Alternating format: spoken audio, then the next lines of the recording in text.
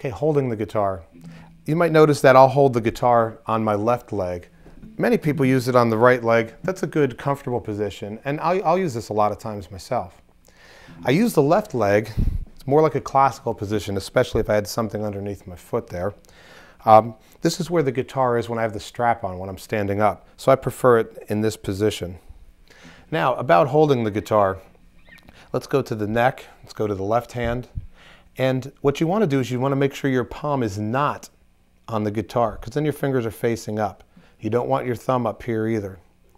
You want to have your thumb in the back like this, not like that. And we have our fingertips on the strings. In this position, I have some fingers behind the thumb and some ahead of the thumb.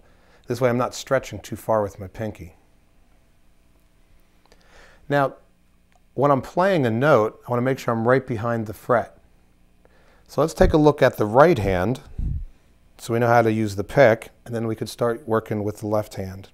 So what we're going to do here is you hold the pick with 2 fingers. You don't want to use 3 fingers. If you use 3 fingers, eventually one finger falls off and you end up dropping the pick. So hold with 2 fingers. A lot of people will say to have this finger parallel with your thumb. That's a little too tight for me, so I'm out a little bit like this. I also pick with my nails from the other finger, so I have these fingers open. Most people say to have your fingers closed like this. When I pick, I don't want the pick to go way down into the guitar. I want to use just the very tip of the pick, like that. And I'll pick back the same way. When I pick, I go just past the string. And when I pick back, I come just past the string.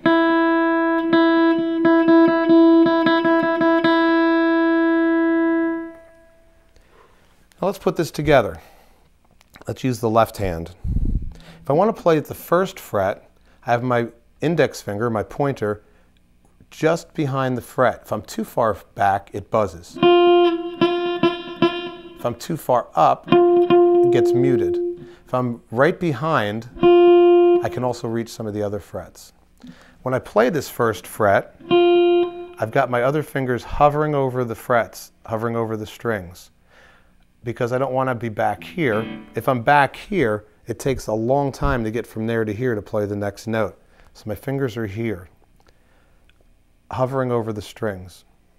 Now the key to this is actually this part of your hand. If your hand stays like this, your fingers won't be flying all the way back here. Notice how my hand came back. You want that over here.